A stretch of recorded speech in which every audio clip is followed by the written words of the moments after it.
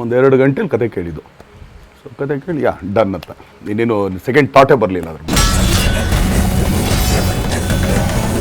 ಸಮುದ್ರದಲ್ಲಿ ಮುತ್ತು ಹುಡುಕ್ದಂಗೆ ಇಲ್ಲ ಇನ್ನೊಂದು ವಜ್ರ ಹುಡುಕ್ದಂಗೆ ಇವೆಲ್ಲ ಅಷ್ಟು ಈಸಿಯಾಗಿ ಸಿಗಲ್ಲ. ಇದು ನನ್ನ ಅದೃಷ್ಟ ಅಂತ ಹೇಳ್ತೀನಿ, ನನಗೆ ಈ ಕತೆ ಸಿಕ್ಕಿದೆ. ಬಟ್ ಒಂದಂತೂ ನಿಜ, ಅವ್ರು ಹೇಳ್ದೇಟಿಗೆ ಆ ಸ್ಕ್ರಿಪ್ಟ್ ಬಗ್ಗೆ ಒಂದು ವೈಬ್ರೇಷನ್ ಅಂತೂ 100% ಆಯಿತು. I really felt it.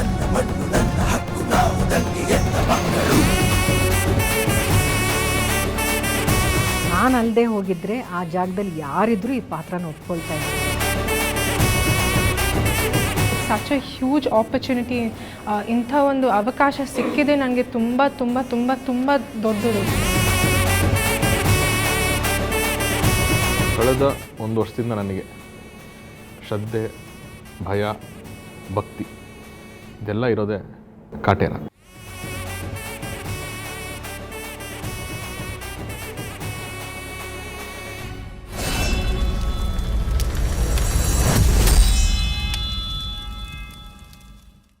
ಗುರು ಶಿಷ್ಯರು ಅಂತ ಒಂದು ಸಿನಿಮಾ ಪ್ರೊಡಕ್ಷನ್ ಮಾಡಬೇಕು ಅಂತ ಮಾಡ್ತಾಯಿದ್ವಿ. ಸೊ ಆವಾಗ ನಂದು ಜಡೇಶ್ದು ಒಂದು ಜರ್ನಿ ಶುರು ಆಗಿತ್ತು. ಇನ್ನೇನು ಮಾಡೋದು, ಸ್ಕ್ರಿಪ್ಟ್ಸ್ಗಳು ಮಾಡೋದು, ಅದ್ರ ಬಗ್ಗೆ ಯೋಚನೆ ಮಾಡೋಣ ಅಂತ. ರಾಬರ್ಟ್ ಆದಮೇಲೆ ದರ್ಶನ್ ಸರ್ ನನಗೆ ಹೇಳಿದರು, ಇನ್ನೊಂದು ಏನಾದರೂ ಯೋಚನೆ ಮಾಡಿರಿ ನೀನು ಅಂತ ಅಂದ್ಬಿಟ್ಟು ಅಂತ. ಸೊ ದರ್ಶನ್ ಸರ್ ಪಿಕ್ಚರ್ ಮಾಡೋದು ಅಂತ ಒಂದು ಮಾತುಕತೆ ಹಂಗೆ ಸುಮ್ಮನೆ ಒಂದು ಆಗಿತ್ತು. ಸುಮ್ಮನೆ ಒಂದಷ್ಟು ಐಡಿಯಾಸು ಡಿಸ್ಕಷನ್ ನಡೀತಾನೆ ಇತ್ತು. ಏನೂ ಅಷ್ಟು ಎಕ್ಸೈಟ್ ಆಗ್ತಿರಲಿಲ್ಲ ನಮಗೆ. ಒಂದು ಇನ್ಸಿಡೆಂಟ್ ಇದೆ ನೋಡಿ ಸರ್, ಏನಾದ್ರು ಎಕ್ಸೈಟ್ ಆಗುತ್ತಾ ಇದು ಅಂತ ಒಂದು ಇನ್ಸಿಡೆಂಟ್ ಹೇಳಿದ್ರು. ಆ ಇನ್ಸಿಡೆಂಟ್ ನನಗೆ ತುಂಬ ಕನೆಕ್ಟ್ ಆಯಿತು. ಚೆನ್ನಾಗಿದೆಯಲ್ಲ ಇದು, ಆಯಿತು ಜಡೇಶ್ ಇದು ಇಟ್ಕೊಂಡು ಶುರು ಮಾಡೋಣ, ಬನ್ನಿ ಒಂದು ಡ್ರೈವ್ ಮಾಡೋಣ, ಅದು ಎಲ್ಲಿ ತನಕ ಹೋಗುತ್ತೆ ನೋಡೋಣ ಅಂತಂದಮೇಲೆ ಅಲ್ಲಿಂದ ಅದು ಕೂತ್ಕೊಂಡು ಸುಮ್ಮನೆ ಅದು ಕೂತ್ಕೊಂಡ್ರೆ ಅದು ಎವ್ರಿ ಡೇ ಒಂದು ಡೆವಲಪ್ಮೆಂಟು. ಯೂಶ್ವಲಾಗಿ ಕೆಲವು ಕತೆಗಳು ಏನೇ ವರ್ಕ್ ಮಾಡ್ತಾಯಿದ್ರು ಅದು ಮುಂದಕ್ಕೆ ಸಾಕ್ತಾರಲ್ಲ. ಬಟ್ ಕೆಲವು ಕತೆಗಳು ನೀವು ಮಾಡ್ತಾಯಿದ್ದಂಗೂ ಅದು ಹಂಗೆ ಡೆವಲಪ್ ಆಗ್ತಾ ಹೋಗುತ್ತೆ. ಆ ಸ್ಪೀಡ್ ತೊಗೊಂಡಿದ್ದೇನೆ ನಮ್ಮ ಕಾಟೇರ. ಸೊ ಫಸ್ಟ್ ನಾನು ನನ್ನ ಟೀಮ್ ಜೊತೆ ಡಿಸ್ಕಸ್ ಮಾಡಿದೆ. ಕ್ಯಾಮ್ರಾಮನ್ ಸುಧಾಕರ್ ಆಗಿರ್ಬೋದು, ಪ್ರಕಾಶ್ ಎಡಿಟರು, ನನ್ನ ಜೊತೆ ರೈಟರ್ಸ್ ಆಗಿರೋವಂಥವ್ರು, ಇವರೆಲ್ಲರನ್ನೂ ಕೂರಿಸ್ಕೊಂಡು ನಾನು ಫಸ್ಟ್ ಒಂದು ನರೇಷನ್ ಕೊಟ್ಟೆ. ಎಲ್ಲರೂ ಎಕ್ಸೈಟ್ ಅದರಲ್ಲಿ. ಫಸ್ಟ್ ಈ ಕತೆ ಹೇಳಿದ ತಕ್ಷಣ ಎಕ್ಸೈಟ್ ಆಗಿದೆ ಫಸ್ಟ್ ನಾವು.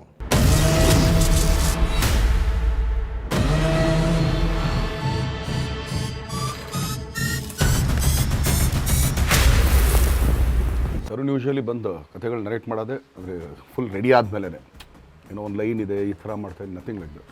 ಸೊ ಕಂಪ್ಲೀಟ್ ಕಥೆನೇ ತೊಗೊಂಬಂದು ಫ್ರಮ್ ಸ್ಟಾರ್ಟ್ ಟು ಎಂಡ್, ಆಮೇಲೆ ಅದ್ರ ಲಿಂಕ್ ಬರುತ್ತೆ, ಈ ಥರ ಇರುತ್ತೆ.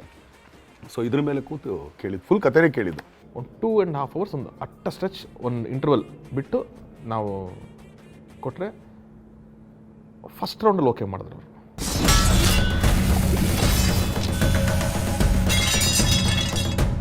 ತಥಾ ಒಂದು ಒಳ್ಳೆ ಕತೆ ಕೇಳಿ ಸುಮ್ಮನೆ ನೋಡೋಣ ಅಂದರು.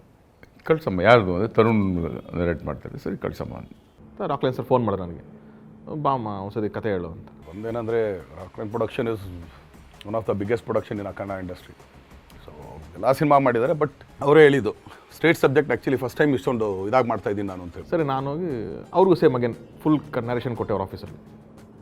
ರಾಕ್ಲೈನ್ ಸರೇ ಹೇಳಿದ್ದು ನನಗೇನಂದರೆ, ನಂಗೆ ತುಂಬ ರೇರು ಒಂದು ಸ್ಟ್ರೈಟ್ ಕತೆ ಒಪ್ಕೊಳ್ಳೋದು, ಅದು ಒಂದು ಸಿಟ್ಟಿಂಗಲ್ಲೇ ಒಪ್ಕೊಳ್ಳೋದು ಭಾಳ ಕಷ್ಟ. ನಾನು ಒಂದೇ ಸಿಟ್ಟಿಂಗಲ್ಲಿ ನನಗೆ ಕನ್ವಿನ್ಸ್ ಆಗ್ತಾರೆ ಸ್ಟೋರಿ ಇದು ತುಂಬ ಚೆನ್ನಾಗಿದೆ, ನೀನೇನು ಮಾಡಿದ್ದು ಹೇಳ್ತಾಯಿದ್ದೆ ನನ್ನ ಕತೆ ಅಷ್ಟನ್ನೇ ಸಿನಿಮಾ ಮಾಡಿಕೊಟ್ಬಿಡು. ಸೊ ಒಂದು ಒಳ್ಳೆ ಸಾಲಿಡ್ ಕತೆ ಇರೋವಂಥ ಸಿನಿಮಾ ಮಾಡೋವಂಥ ಅವಕಾಶ ನನಗೆ ಸಿಕ್ಕಿದೆ, ಮಾಡೋಣ. ಸೊ ಗೋ ಹೆಡ್ ಅಂತ ಹೇಳಿದ್ದೆ, ವಿ ಸ್ಟಾರ್ಟೆಡ್.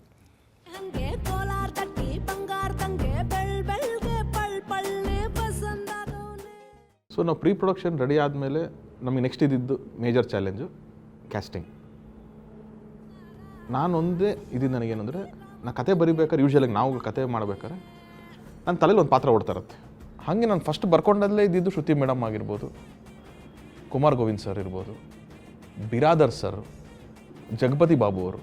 ಸೊ ಇವರೆಲ್ಲ ನಾವು ಹೇಳಬೇಕಾರಲೇ ಜಗಪತಿ ಬಾಬು ಥರ ಇದೊಂದು ಕ್ಯಾರೆಕ್ಟರ್ ದೇವರಾಯ ಅಂತ ಒಬ್ರು ಬರ್ತಾರೆ, ಹಿಂಗೇ ಹೇಳಕ್ಕೆ ಶುರು ಮಾಡ್ತಿದ್ವಿ ನಾವು. ಸೊ ಶ್ರುತಿ ಮೇಡಮ್ ಹತ್ರ ಫಸ್ಟ್ ಮಾತಾಡಿದ್ವಿ. Shruti madam she was very kind enough. ಅವರು ಫಸ್ಟ್ ನೀನು ಕಥೆನೇ ಹೇಳ್ಬೇಡ, ಹೇಳೋ ನಾನು ಬಂದು ಮಾಡ್ತೀನಿ ಪಿಕ್ಚರು ಅಂತ ಹೇಳಿದ್ರು. ಬಟ್ ಆದ್ರೂ ಇಲ್ಲ, ಮನೆ ಪಾತ್ರ ಅರ್ಥ ಆಗಬೇಕು ಅನ್ನೋಕ್ಕೋಸ್ಕರ ಹೇಳ್ತೀನಿ ಅಂತ ಒಂದು ಸಣ್ಣ ಎಳೆ ಹೇಳಿದ್ರು ಅಷ್ಟೇ.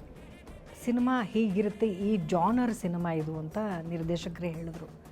ಕುಮಾರ್ ಗೋವಿಂದ್ ಸರ್ ಮೀಟಿಂಗಿಗೆ ಹೆಸಿಟೇಟ್ ಮಾಡ್ತಿದ್ರು ಫಸ್ಟ್ ಆಫ್ ಆಲ್. ಯಾಕಂದ್ರೆ ನಾನು ನಮ್ಮ ಪ್ರೊಡಕ್ಷನ್ ಸೈಡಿಂದ ಮಾತಾಡಿದ್ರು, ಹಿಂಗೆ ತರುಣ್ ಅವ್ರು ಬರಬೇಕಂತೆ ಮಾತಾಡಬೇಕಂತ. ಯಾಕೆ ಅಂತಲೇ ಅವ್ರ ಒಂಥರ ಹೆಸಿಟೇಷನ್. ಅವ್ರಿಗೆ ಏನು ಅಂತ ಗೊತ್ತಾಗ್ತಿಲ್ಲ. ಅವ್ರು ಮೋಸ್ಟ್ಲಿ ಅವ್ರದ್ದು ಯೂನಿಟ್ಸ್ ಎಲ್ಲ ಇದೆಯಲ್ಲ, ಯೂನಿಟ್ಗೆ ಅವ್ರಿಗೆ ಆ್ಯಕ್ಟಿಂಗಿಗೆ ಕೇಳ್ತೀವಿ ಅನ್ನೋದೇ ಅವ್ರಿಗೆ ಐಡಿಯಾ ಗೊತ್ತಾಗ್ತಾ ಇಲ್ಲ. It was a surprise for me. ಸರಿ ಬಂದರು, ಆಮೇಲೆ ಹಾಂ ಬಾಸ್ ಹೇಳಿ ಅಂತ. ಆವಾಗ ನನಗೇನು ಸರ್ ಇದು ನಮ್ಮ D56, ಏನು ಸರ್ D56 ಅಂತ. ಸರ್ ಈ ಥರ ರಾಕ್ಲೈನ್ ಅವ್ರ ಜೊತೆ ದರ್ಶನ್ ಅವ್ರದ್ದು ಸಿನಿಮಾ ಮಾಡ್ತಾಯಿದ್ದೀವಿ. ಓಹ್ ಸೂಪರ್. ಅಲ್ಲಿವರೆಗೂ ನನ್ನ ಮೈಂಡ್ ಕಮಿಟ್ ಆಗಿಲ್ಲ. ಏನಿಲ್ಲ ಸರ್ ನಿಮ್ಮ ಕತೆ ಹೇಳಬೇಕು ಅಂತಿದ್ದೀನಿ. ನೀವೊಂದು ಪಾತ್ರ ಮಾಡಬೇಕು. ನಾನು ಹೌದಾ ಸರಿ ಹೇಳಿ. ಅಲ್ಲಿಂದ ನಾನು ಕತೆ ಹೇಳೋದು ನರೇಷನ್ ಶುರು ಮಾಡಿದೆ. ಕತೆ ಹೇಳಿದಾಗ ಫ್ರ್ಯಾಂಕಾಗಿ ಹೇಳ್ತೀನಿ, ನನಗೆ ಒಂಥರ ಟಚ್ ಆಯಿತು. ಅಷ್ಟು ಕನೆಕ್ಟ್ ಆಗಿಬಿಟ್ರು. ಇಷ್ಟು ಎಮೋಷ್ನಲ್ ಆಗಿ ಇಷ್ಟೊಂದು ಇದು ನಾನು ಕತೆ ನೋಡಿರಲಿಲ್ಲ.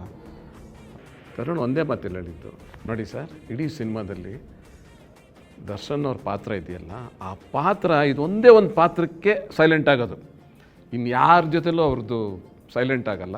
ಈ ಥರದ್ದು ಒಂದು ಅದು ನೀವು ಮಾಡಿದ್ರೆ ತುಂಬ ಚೆನ್ನಾಗಿರುತ್ತೆ ಅಂದರೆ. ನೋಡಿ ಒಂದಿನ ನಮ್ಮನ್ನು ಕರೆದ್ರು, ಸರ್ ಒಂದು ಸ್ಕ್ರಿಪ್ಟ್ ರೀಡಿಂಗು ನೀವು ಬರಬೇಕು ಹಾಗೆ ಹೇಗೆ ಅಂತ. ಖಂಡಿತ ಅಂತ. ಅದೆಲ್ಲ ನನಗೆ ಒಂದು ಹೊಸ ಅನುಭವ. ಸಿನಿಮಾ ಇಂಡಸ್ಟ್ರಿಗೆ ಬಂದು 30 ವರ್ಷ ಆದಮೇಲೆ ನನಗದು ಒಂದು ಹೊಸ ಅನುಭವ. ಪ್ರತಿ ಟೆಕ್ನಿಷಿಯನ್ಸ್ನ ಕರೆಸಿದ್ರು, ಎಲ್ಲ ಕಲಾವಿದರು ಬಂದಿದ್ದರು, ಇಡೀ ಸ್ಕ್ರಿಪ್ಟ್ ರೀಡಿಂಗು.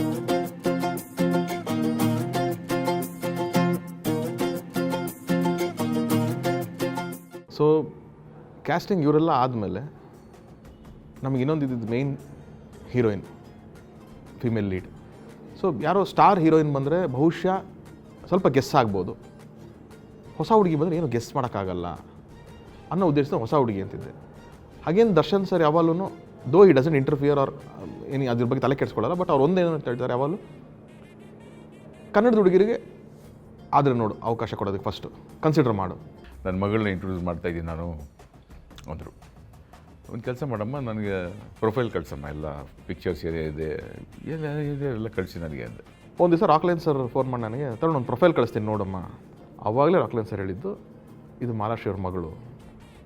ನಾನು ಸರ್ಪ್ರೈಸ್ ಆಗಿಬಿಟ್ಟೆ, ಮಾಲಾಶ್ರೀ ಅವ್ರ ಮಗಳ. ಆ್ಯಕ್ಚುಲಿ ನನಗೆ ಒಂದು ದೊಡ್ಡ ಸರ್ಪ್ರೈಸ್ ಕೊಟ್ಟಿದ್ರು ಅಮ್ಮ ಮತ್ತು ರಾಕ್ಲೈನ್ ಸರ್.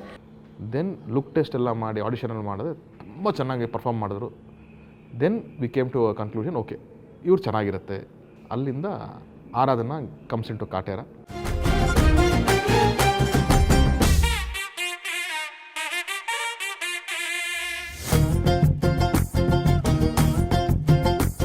ಸಲಿ ಕತೆ ಕೇಳಿ ಎಸ್ ಅಂದ ತಕ್ಷಣ ಅದಕ್ಕಾದಂಥ ಪ್ರಿಪ್ರೇಷನ್ಸ್ ನಾವು ಮಾಡ್ಕೊಳ್ತಾ ಇರ್ತೀವಿ, ಆಸ್ ವೆಲ್ ಆಸ್ ಟೀಮು ಮಾಡ್ತಾ ಇರುತ್ತೆ. ಬಟ್ ಅಗೇನು ಪ್ರಾಪರ್ಟೀಸ್ ಬೇಕಲ್ಲ, ಚಿಕ್ಕ ಪ್ರಾಪರ್ಟೀಸ್. ಇವತ್ತು ಯಾವುದೂ ಸಿಗ್ತಾ ಇಲ್ಲ 70s ಇರೋದು. ನಿಮ್ಗೆ ಯಾವುದೋ ಒಂದು ಫೋನ್ ಸಿಗಲ್ಲ, ಲ್ಯಾಂಡ್ಲೈನ್ ಫೋನ್ಸ್ ಅವಾಗ ಯೂಸ್ ಮಾಡ್ತಿರೋದು ಅದು ಸಿಗಲ್ಲ. ಯಾವುದು ಬೇಡ, ಎತ್ತಿನ ಗಾಡಿ. ರೈತರು, ಹಳ್ಳಿ, ಮೀನ್ ಆಫ್ ಟ್ರಾನ್ಸ್ಪೋರ್ಟು ಎಲ್ಲನೂ ಎತ್ತಿನ ಗಾಡಿನೇ. ಇವತ್ತಿಗೆ ಚಕ್ರ ಇಲ್ಲ, ಇವತ್ತಿಗೆಲ್ಲ ಇದು ಟಯರ್ದು ಬಂದುಬಿಟ್ಟಿದೆ ಇವಾಗೆಲ್ಲ. ಸೊ ಇವತ್ತಿಗೆ ಯಾರು ಯೂಸ್ ಮಾಡ್ತಿಲ್ಲ ಅದನ್ನು. ನಾವು ಹುಡುಕ್ಬೇಕು ಅಂತಂದರೆ ನಮಗೆ 2 ಚಕ್ರ ಬೇಕು ಅಂತಂದರೆ ಎಲ್ಲೋ ಯಾವುದೋ ಊರುಗಳಿಂದ ಆ ಚಕ್ರ ತರಿಸ್ಬೇಕು ನಾವು. So again they have to research. ಅವಾಗ ಒಂದು ವೈರಿನ ಥರ ಒಂದು ಬ್ಯಾಗ್ ಬರೋದು, ಬಟ್ಟೆಗಳಲ್ಲಿ ಬ್ಯಾಗ್ ಬರೋದು, ಅದ್ರ ಮೇಲೆ ವರ್ಕ್ ಮಾಡಬೇಕು. ಅದ್ರದ್ದೇನು ಟೋನು ಹೊಸ ಥರ ಇರಬಾರ್ದು, ಅದು ಏಜಿಂಗ್ ಆಗಿರಬೇಕು.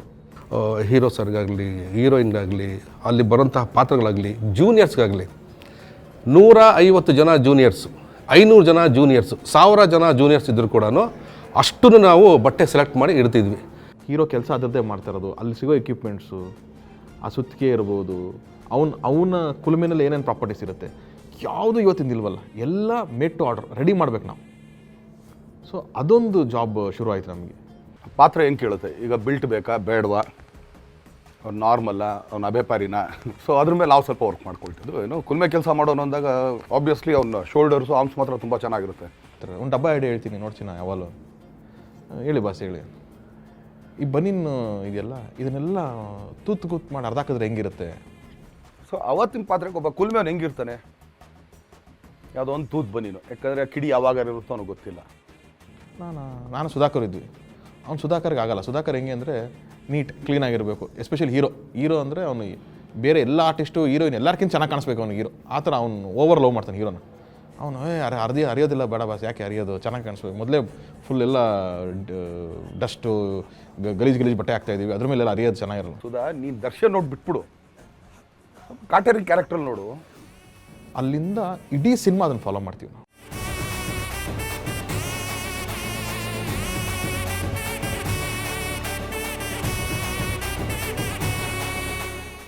ಅಲ್ಲಿ ಪ್ರಾಪರ್ಟೀಸ್ ಎಲ್ಲ ರೆಡಿ ಇಟ್ಟು ಫಸ್ಟ್ ಡೇ ಎಂಟ್ರ್ ಆದರೆ ನಮಗೆ ಫಸ್ಟಲ್ಲಿ ಹೇಳಿದವರೆ ಸರ್ ಇಲ್ಲಿ ಎಲ್ಲಿ ಸರ್ ಸೆಟ್ ಆಗ್ತೀನಿ ಅಂದರೆ ಸೆಟ್ಟೇ ಹಾಕಿಲ್ಲ ನೀವು ಅಂತ.